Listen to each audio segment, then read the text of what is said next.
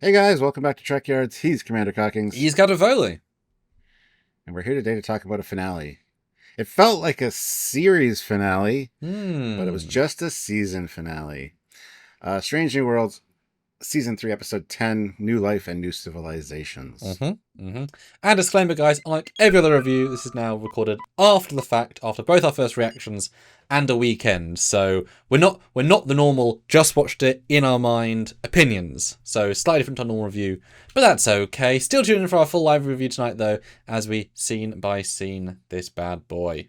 So let's do it. What do you think of the epic or not season finale? What, you mean Inner Light 2.0? I do I mean guess it in could have Light been it. 2.0, yes. It could have been Inner Light 0.5 because it did come before Picard's, but I don't know. The pacing was all over the place.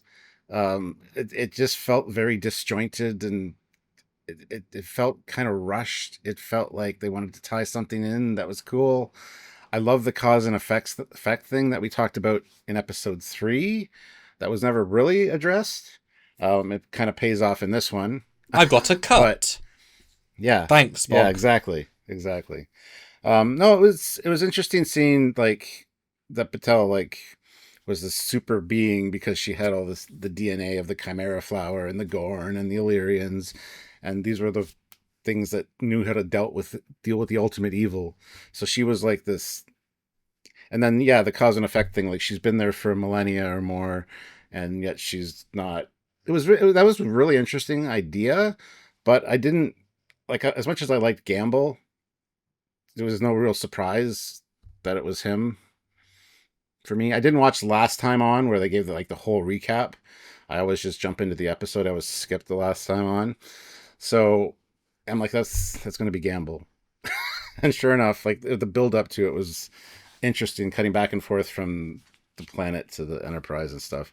So I thought that would pay off more. I thought there'd be more of a fight, a battle at the end, like final boss type vibes, and it was just kind of a nothing burger, right?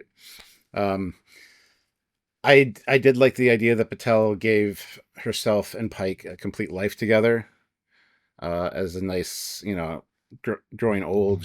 She dies of old age or whatever, and then it's just kind of like that's over. He has all those memories, which I think is great, and very interesting idea. But then, like I said, the final battle was nothing really special.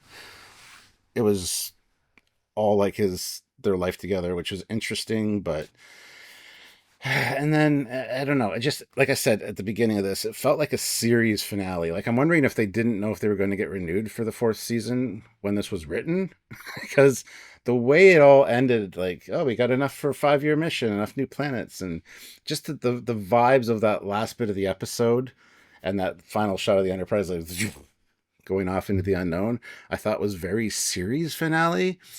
And it just made me wonder when this was written, if they hadn't been, confirmed for season 4 yet. But I like this. We could end it here if we needed to. Is the vibe that I got. So it was satisfying in a way, but as a finale, it just didn't really do much for me. It I expected something way grander, and it was just kind of bah. And the aliens, the evil things, they kind of look like the baddies from Equinox, if I'm honest. Same kind of design. I wonder if they're interdimensional beings. Maybe they're the same. I don't know. Yeah, I was just kind of like, that's it. I was surprised. How about you? What did you think? And just the fans of Eagle-Eyed, the dogs in this, but the Equinox are like aquatic life forms. It's actually very different. I get the vibe difference, but the designs are actually Yeah. entirely different. Just for someone's going to yell, so I thought I'd throw it in there. I haven't looked at them side by side. And So also, you probably haven't seen Equinox in a while, yeah, right? exactly. Yeah. Whereas I that bridge I've compared a few times trying to get reference for. Yeah. So this is, I mean, okay. I like it, but the pacing is sort of broken, and it's trying to do something amazing, right? In theory, epic fight between an ancient alien race with ATOS against one of our hero characters who ends up being a god being, kind of sounds cool, right? But what it amounts to is them going to a planet, standing around in a room, and then going to a place and doing a thing.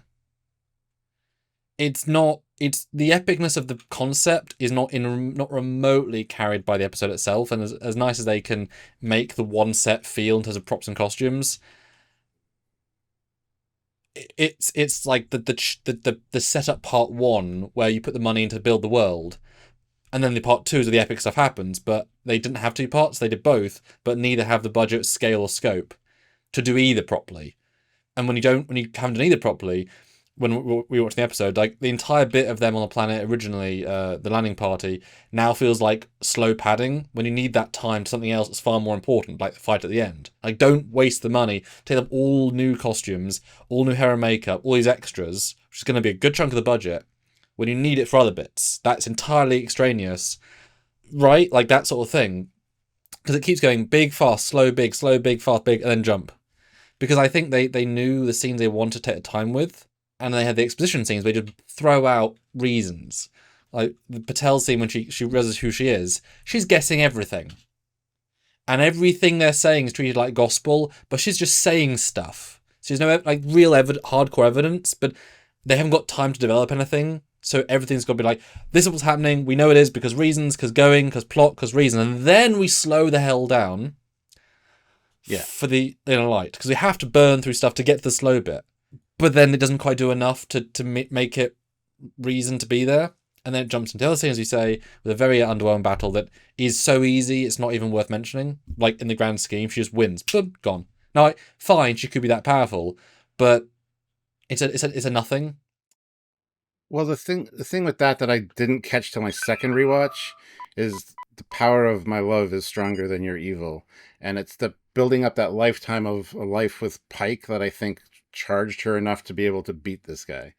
It's kind of it's there layered, and it's might not realize it. So someone said that on the live I did, and they said they thought it was very cynical, the episode, to say that she selfishly tricked him with a lifetime of feelings just to take them away, just to make her a charged battery so she could fight him. And I was like, that's an interpretation and a half.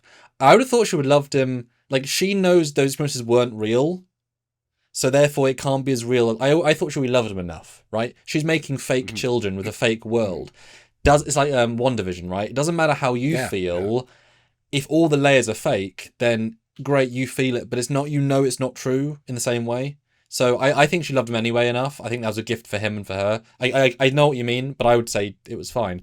With that scene in particular, I find it kind of funny. We see her death and her life. We see her entire lifespan of that creature, because Gamble kills her, blows her up, and then so she's dead, and then she comes back. So literally her life starts and begins in the same 5 minutes, which is actually kind of beautiful in a way.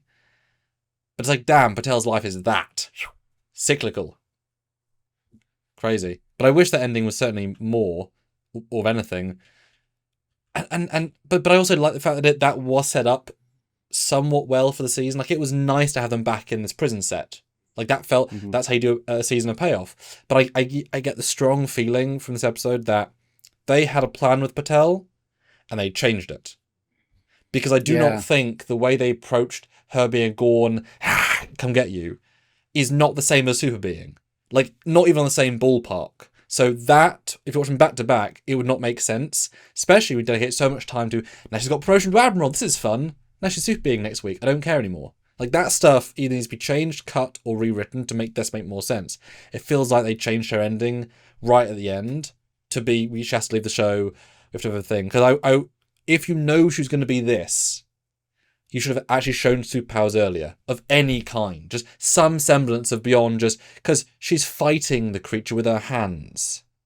That's not enough, right? She had to do something meaningful to then become God being. Right? Because remember, these things are evil incarnate, the original evil of all life, and she kills it and without the orbs. You know what I mean? Like, there's the disconnect of the end where they didn't. I think they rewrote it. Is how it feels to me. Now, did you get kind of like series finale vibes off of this? Never once, or from any of the reviews anyone said, that was the first time, but I know what you mean, but they would have changed it even more if it had been. Because him ending on uncertainty is a terrible way to end the show. Like, awful, because that would have worked if he was going to Cage, but not into TOS, right? Like, he should be just standard, all right, off we go, 5 years, hit it. Or I can imagine they did it two ways. If, the uncertain way, if they were going to do Because that's a good way to end for next year. Like, okay, he's starting fresh again. Works great, right? But it's a terrible series finale, that last scene, but shoot it 2 ways, right? It's cool that Pelia hung out with Doctor Who, I guess. Did Nope. you get that reference? Not canon. Nope. Doesn't work. Nope. The time traveling doctor. Like, she was going to say something else, and Pike kind of looked at her, and it changed. But if she subs in the thing she was going to say for Doctor, then it's not Doctor. That's the joke.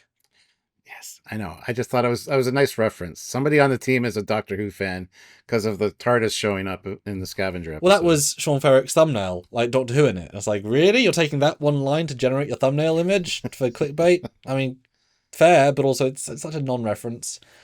Yeah. And they're not the same universe because Eugenics War 70s. I mean, many Doctors in many universes, then who cares, right? Like, I mean,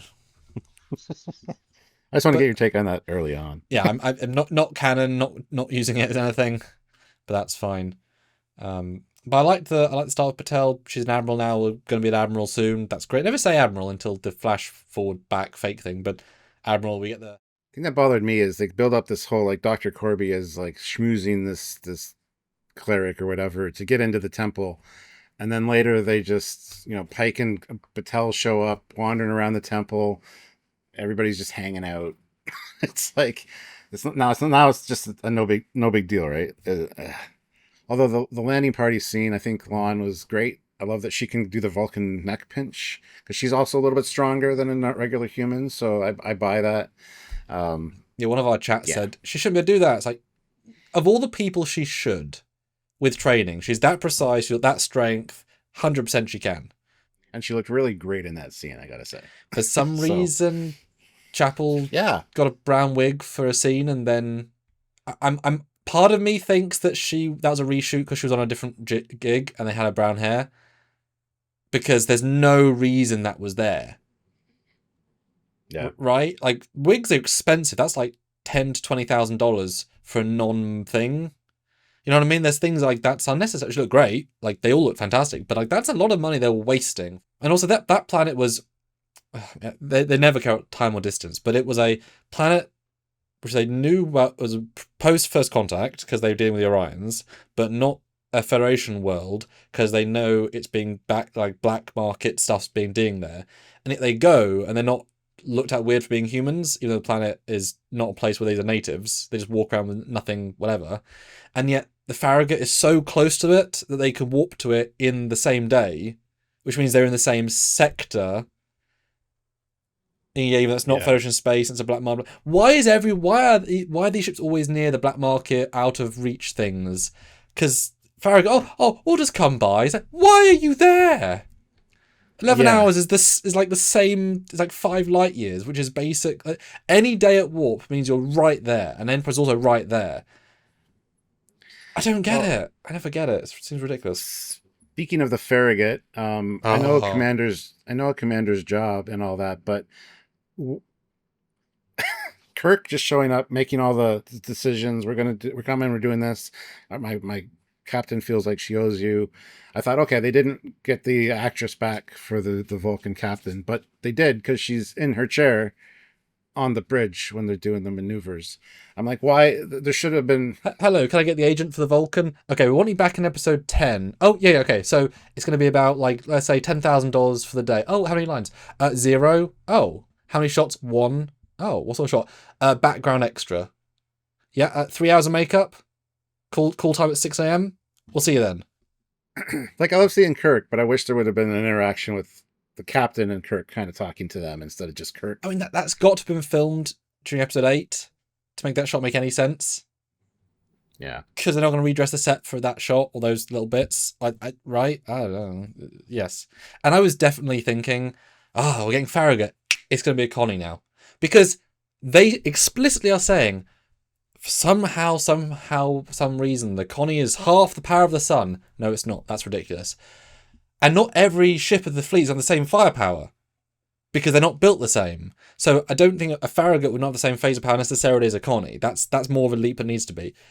But then it would make sense to call the Farragut now a Constitution class, which would have the same firepower, and therefore you can 50-50. That was like, as soon as they said we bring Farragut 50-50, I was like, it's going to be a Connie. That makes sense now. That works. And we talked about how it should be Farragut TOS is a Connie. And I was like, oh, they didn't do that. And they could have, and it was right there, and I was disappointed. I was disappointed for half a second, then I'm like, it's kind of what I expected. So, yeah, those scenes, the mind meld with Kirk and Spock, I kind of both love and hate those at the same time, because they kind of make the implication that they're friends because of the mind meld they've shared, which I hate. It was nice seeing them play 3D chess and have a few moments. I thought that was nice, and that's what I meant by a series finale. It felt like this was the handover to TOS, or at least pre-TOS, because we haven't got there yet. Yeah, but yeah, I mean, yes, it was definitely I get it, but Spock says in TOS he's never mind melded a human before. He says this. He says it in front of people. I'm pretty sure Kirk's in that scene. He'd say, "Remember the bar with me once." I know they're saying screw that to TOS canon for various things, but he literally says it, and it's fine if it's in silly situations, but to literally mind meld your best friend 7 years before you know him, and then like it redefines, because every mind meld leaves an imprint. That's kind of a thing. And if they knew that in TOS, all the TOS movies, they would have played scenes differently, because it adds a layer. Again, though, Strange New Worlds has a season 4 and 5 to fix anything like that, even with the Gorn and Uhura and Spock's reaction to the Gorn in Arena. They could all have a huge memory wipe. I don't know. Like, they have the chance, the potential to fix things like that. So, but it's not that big a deal to me yet. Well, most mind melds aren't actually, I'll let you see my entire memory set. Oh, I know. That's like 99.9% of memories. And yet they explicitly say he just saw his brain. So therefore, again, in TOS, he knows everything. He's seen everything. He knows what Gorn looks like. Did Spock fight the Gorn? Oh, did Spock fight the Gorn ever? But he probably saw scans of the Gorn. So he would. So therefore, Kirk knew what the Gorn were. Maybe the memories fade over time. I don't know. There's a lot of explanations you can. Yeah, it worked from a general sense. Would have been better for Ortega's, though, just for logic sake. And then she goes over. Yeah, I mean, and they do point out, like, she's the pilot, and it's like, we don't really need a fancy flying. But yeah, I think it was to just build that camaraderie between Spock and Kirk. Yeah, it was to service TOS, but it devalues their earned friendship. Yeah, it does. Or it bonds them in a way that now makes more sense. Like, it does both. It takes some of the effort out, but it's exact same thing as Michael Burnham saying to Spock, "You'll find a friend when you find that guy." Like Michael being the one that puts him towards Kirk devalues him finding Kirk as a friend. Luckily, they built a friendship in a previous episode, so there is not. They had something. You're just kind of skipping steps, especially as they've now shared a girlfriend. Like, almost, kind of. You know, not literally. I mean, she came on to him. He said no, but like they've now that weird chemistry. And also, if he ever mind melds with La'an, then he'll know, in theory, if you use this as the set piece, he'll then see La'an's memories of kissing Kirk from the other universe. So he'll know what it's like to kiss Kirk. Yeah. Why? Why you had to say these things? Well, it's a weird precedent that you can take all the memories, because now you start to say, does Picard knows all of Sarek's memories? Of course he doesn't. No. Right? Well, this was a different kind of mind meld. Because they had to be like working in tandem, so I think that's implied that this was a more deeper kind of all-encompassing mind meld as opposed to just targeted. Yeah, it had to be something a bit weird, but then also, are they meant to work across ships? Faster than communication signals, according to her as well. I mean, it's real time. I know that in Enterprise they threw in that you can communicate with people across the quadrant via, and then discovered it as well, and I hate that as well. It's ridiculous for me personally. But I always thought that mind melds would diminish with space, because otherwise they just become psychic kings. Because then Spock is actively using his brain to keep a psychic connection with Kirk. So that's going to drain. It's not draining Kirk's brain to generate it. So I would love to have seen Spock get more tired throughout the scene. Like, the longer go, some sort of something to ground it, not just a new god tech. Because now, any battle, quick!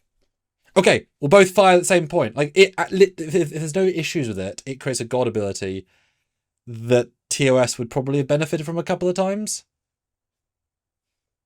And they don't, but that's the thing, they're not trying to link to TOS really. Blah, whatever.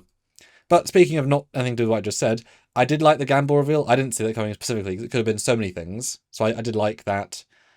But as soon as they had the transporter, I was like, okay, fine. But then they said the transporter medical was activated, but then he beamed to a different part of the universe. Using the ley lines. And I was like, luckily they addressed it. I thought, but Stranger Worlds would do that sort of plot hole. But did he beam? So he's in the pattern buffer. He's in the computer, which is an amazing thing to beam from inside a ship. Is he literally putting his beam signal into the subspace dimension of his ley line and beaming along it? Or did he beam down to a planet that they were near and then like phase shift himself across the galaxy on his ley line? Or because they said they beamed out of the buffer, but didn't say he beamed onto the ship again, recombobulated, and then went out. No. Because they left it kind of ambiguous. Yeah. Because it'd be, I mean, that's insane if you can just, if they're so powerful as creatures that while being literal ones and zeros inside a computer, you can beam your matter into another universal dimension to beam across the galaxy to another planet. That's an insane power level. And yet Patel's like, done. Right? It's amazing. Well, they are the ultimate evil. Who knows what they're capable of? But I love the costume. Gamble's costume I thought was a really cool one. I really, really liked the brutal eye torture scene. And I thought that was going to be a huge thing about it, because that was such an inspired choice that he's broken still, like he's still both, right?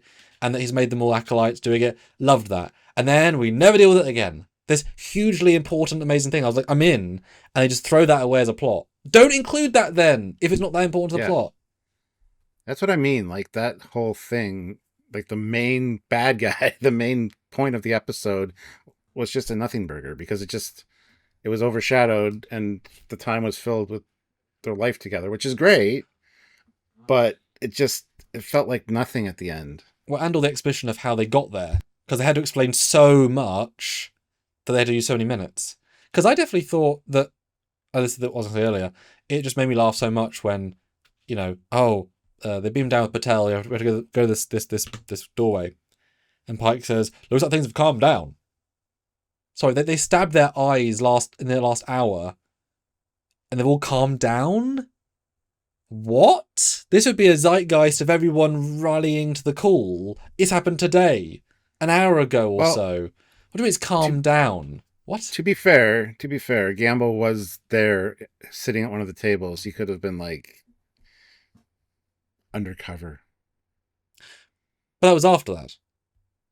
They have to stab their eyes, and then he goes to the table, but he's not even trying to be seen by anyone else. And Pike's like, everything's calmed down. But they just had a mass stabbing. Okay, yeah. They would be all but no one reacts after that. So don't introduce massive zealots if you're gonna do literally nothing with it and let everyone walk around as if it's nothing. Just huge disconnecting of plots.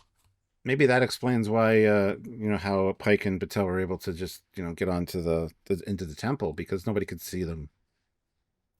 And you could make a joke about that. A gruesome, horrible joke. Yeah. Yeah. I don't really understand how or why they think shooting a portal would override it to activate. The thing's intentionally locked by people who know the tech to work to beam 2 people across the galaxy. Locked. Why would powering it? It's already fully powered. Why would powering it more forced to open and have the same coordinates at the same time? Why is there a logic there? I'd have to rewatch that scene in the science lab to see if that's explained. Well, let's say the only way to open it. But why would more power force it to open? I see no logical leap there, and it wouldn't necessarily activate to the same place because it's a portal goes anywhere. Why would it? Why? They weren't controlling it; they just shot it, right? Like they had to keep doing things to get to places. Very odd.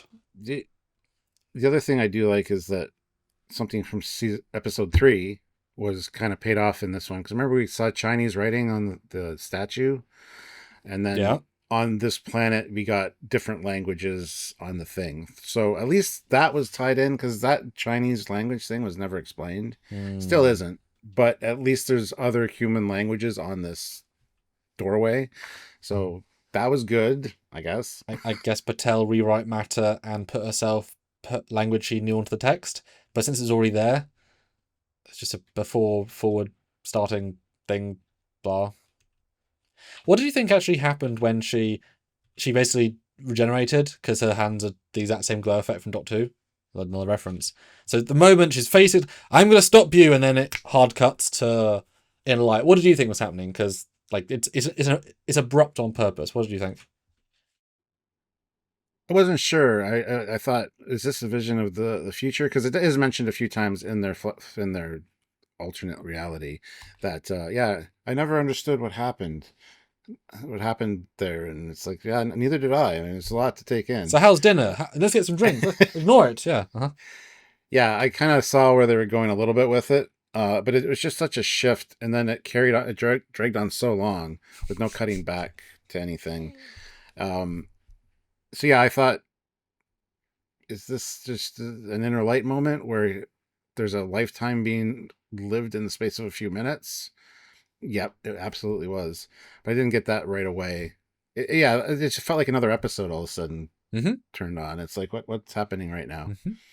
But it was, I think it was sufficiently confusing that it was good because you're experiencing it like the characters would have, like Pike.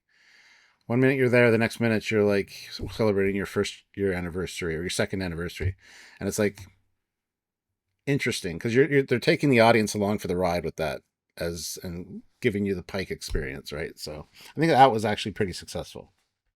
I liked mid flash forward. She explained it and I guess lied. She said, I breached the universe to skip things. Like I rewrote the universe to make this choice of your death. And I actually loved that for a bit. I thought if you're gonna make her a god being, then it would be conceptual that she could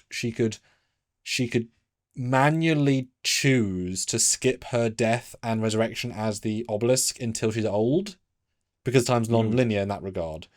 So therefore she could, you know what I mean? I could see the logic there of changing the universe, which could then have led to season 4 and 5. Pike no longer is going to die, and he has to do it because another reason. Like he undoes the destiny lock. If you're adding sci-fi nonsense, right? Like that was really interesting to me. Obviously, they went past that when they go grey hair. Like obviously, you're skipping super beyond, but that I thought was interesting. Even so much as they could have shown it how the world got worse without his death, and they had to undo it. Like there was possibility there, so I was like, okay, fine. But obviously, it's not subtle in the way that you can't see out the windows. You never go out the house really. At least the start, the knocks, etc. My biggest annoyance was that they didn't use the premise to its fullest. And by that I mean, okay, great. I guess Pike's retired, sort of, because he's at home all the time. Like, they're always just chilling out, right? I don't know.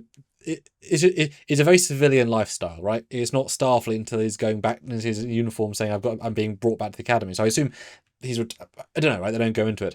But this was their chance to actually have them in TOS uniform and TMP uniform. I thought that too. And maybe Wrath of Khan uniform. Because if literal time is passing and you want to show that, have them coming back, this is Earth. They could have beamed in from their work offices and now he's in TOS looking amazing, just full TOS. And then because they are passing past TMP, that's how many years, right? They go grey, full TMP, both of them, even go Wrath of Khan if you want to, and then dying after the Wrath of Khan. It would have been such an amazing, just really, like, that would have made the whole scene feel so much better. You're adding more Trek in, you're showing the passage of time, and able to have more of the universe, because the way it's framed, they don't really change very much, style, substance, whatever, and really only the daughter scene brings it up in terms of like extra, but then knowing they're not real either makes it sad, right? Well, that's the thing I thought. Like, sure, he's got all these memories of his life with Patel and his daughter and stuff, which never happened. So he's got the whole lifetime of memories there. I'd be sad because I loved my daughter supposedly. I went to but she prom never with her. Now. All these things, and they were going to their old, so she was going to be in their 40s or 50s. Yeah, they were going to their old, which is the one thing that fixes it for me, because theoretically, he lived his whole life. He was going to die because he was old, so he wouldn't know what happens after that anyway. So I don't have much of a problem with that. I know it was her that was on the deathbed dying, and he looked pretty spry. Old. He was fine. Like he kind of like. I love how at the end where there's the wall with the pictures, and he kind of squeezes between the pictures and the camera. It's the set they've got, right? Yeah. Yeah, it was nice, but they missed the opportunity of making it bigger with the uniforms. That would have really given some gravitas, or have the touch points of having them come back in and say, "Oh, do you hear about what happened with Vija?" These are small references, but let you set the time jumps even stronger. Versus just, I guess they're always retired. I mean, I know they weren't meant to be, but they never spend time on Earth, so always see them in this one modernistic house felt slightly disingenuous with how they would have lived their lives, right? Oh, we did see them together in season 1 in that house in a little cabin. Yeah, when he was sort of semi-retired because he had brain issues. Like, there's a reason for that. He wasn't on active service, and she was also there because they were dating. She was long distance. She came in. I know that was the same place, but for them to always be there would be a big thing, right? That's why if they came in different uniforms, they'd always be doing like they're working and they came back. It would help with showing the passage of time. Like, I think, yeah, they got older for sure, but and Pike's hair. But yeah, I think you're right. To show passage of time, it would have been cool to have just some "Honey, I'm Home" moments with different uniforms. And Yeah, then you get to have signed autographs of him in TOS uniforms the rest of life. You get to have those photo shoot moments. You know, it would have been a great just present for the fans, just seeing him in all different uniforms. It's not that expensive for two people. Um, my question concern about those let in scenes is that are they, because the way they film it, often the way they film it is how they show it, right? They were always in the room, then the bedroom at the end, right? And every time they go knock, they experience the knocking and go open the door in the same moments often, but they might shift times. So that was sort of linked. So I'm wondering, are they telling us as the audience that Patel was picking moments to live in, highlights? So she was only living 15, 10, 20 memories, and they were just living them together, and they were not living in between moments because it wasn't important. Or are you genuinely saying that they lived 60 years where they went to work every single day, they did all the Starfleet stuff, and every single day, in which case you have billions of moments of memories, because it's not how they filmed, right? What are they trying to say it here? it could be both. Like, I thought Well, it both can't be as well. both because they're different concepts.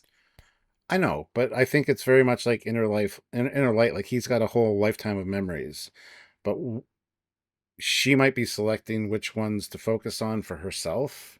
I don't know exactly the answer, but yeah, we're not seeing the at work moments. So the uniform thing, eh. But like I said, "Honey, I'm Home" after being away for like a couple months or whatever would have been great moments. It's just the moments that are most special, like being together at Yeah, home. yeah, well, Yeah, exactly, which I'm fine with. But then it's just then how much he remembers after. Because if he's literally lived in light, which he was doing loads of stuff. In light's a full experimentation of seeing him do things and go places and live a life. If it's just a segment, but because the reason I'm saying all this is that she doesn't know the future necessarily. If she does know the future, then they did live TOS, they did live TMP, they did live Wrath of Khan. Then she showed him Star Trek 6 because he'd have been still been alive, right? He's now experienced all of the future, which means he now knows a version of the future if Patel can see the future. And if she's inventing the future, then she's having to literally invent all of the universe for 60 years. Do you know what I mean? Like, these are giant concepts. One way, he now knows everything happens for 60 years. Another way, he's going to be so confused because he's now seen an alternate universe where everything happens. He's going to second guess, is that, he's just confused. It's a big thing to do, whereas Picard for In Light, it's so abstract. It's not relevant to his life. This is literally Pike's life, where he's living stuff. He became an admiral. He had kids. Went to the academy. You know what I mean? It's he's bigger concepts. he's got a better life because he's with Patel. Picard was thrust into somebody else's life, Mm-hmm. wondering how he got there. Where's the Mm-hmm. Enterprise coming to rescue me? Who knows how long that took to dissipate before he just accepted and went into this life, or if his memories in fact faded. That's a whole conversation for Inner Yeah. Light. But Uh-huh. Pike had it better in that regard, in my mind. So yeah, I don't know. What would you It's rather? That Patel did know the future? Because if it's non-linear, you could argue that. So he now knows the future for the next 60 years, at least the prime timeline version, because now every surprise is gone. Or he's invented whatever, and now he's going to be confused for the next 60 years because he knows, you know, she had to invent babies and had to invent wars, or is it very chill? You know what I mean? Memories are important, right? Because that means Pike has changed forever. He might have now lived in 7 wars. He's going to be a different person, right? Unless they just want to ignore everything, which they Hopefully can. they address that in season 4. Like, I like how Uno was like, "Do you want to talk about it?" He's like, "Not right now. Maybe someday, but not right now." So I assume that I assume that he's got a lot of those memories. I don't think she invented the future, uh, considering that she, is non-temporal essentially. She could have seen the future. I don't know how much it would play in though, because I think the moments and the memories that you focus on the most when you look back are the special ones, like I said, like at home kind of things. Or fighting in So, wars and being at wow. where was he during Vija? When he came back and yeah, was he on a ship that was stopped by the whale probe, etc. I'd like to think she just showed him moments, what we saw, and they sort of auto completed the rest without being real memories. So he got the love bit. So for his perspective, he always just walked in and out of the front door. That's all he experienced, as we saw. Then it kind of lets you do both. But there was a lot jammed into this episode, and I don't think they did a very good job at equalizing all the parts. Because that one concept alone of inner light, but actually doing other sets, is a full episode. I don't love the fact that they sort of say we only have our star charts because of this. I thought the point of TOS was we're going out to the unknown, not to have star charts. That sort of went against the point of TOS. Yeah, I do like the fact that Corby's looking for immortality, because eventually, in what little girls are made of, he kind of gets it. Or does for a while anyway.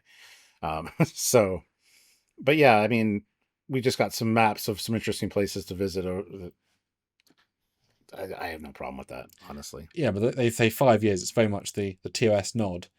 But TOS is about them going out to the unknown, not star charts of the unknown. It's not unknown anymore. Right? Well, yes and no. I mean, Yes and no, but less than TOS was implying.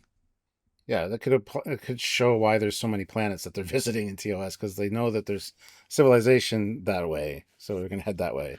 But I mean, yeah, just knowing where the M-class planets are is a huge cheat because you just go to them. Yeah, exactly. Yeah.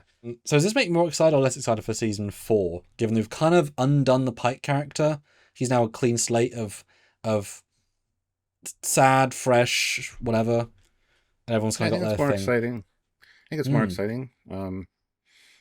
But yeah, I just feel like this was written with like this could be our last season, so let's give everybody a good send off. But then I think near the end of filming, or after they were done filming, they got the confirmation of the next season. So I guess if I recall, they got commission for 2 and 3 back to like at the same commission order, and 4 was separate, and then 5 was mini. So that'd make sense.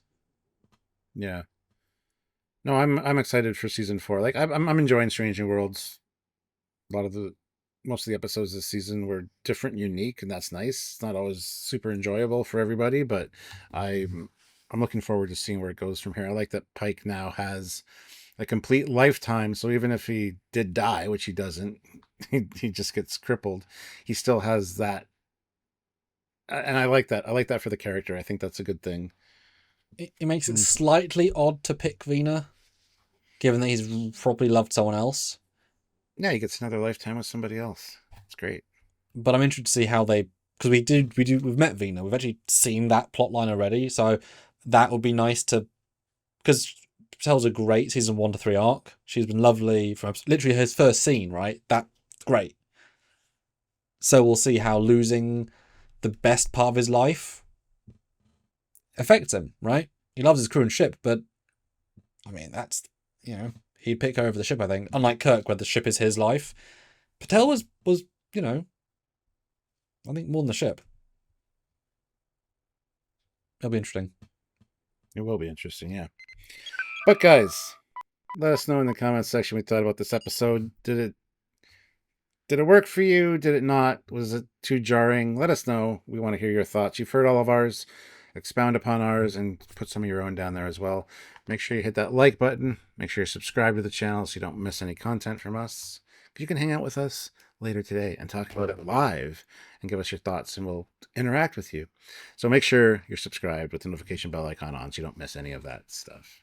And if you want to support what we do here all the darn time, then Patreon is a great way, or join the channel on YouTube.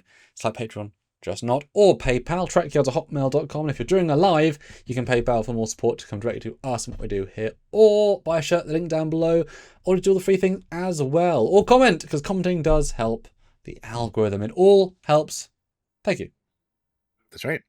So until next time, guys, he's Commander Cockings. He's got a Foley. Bye, everybody. Bye, guys.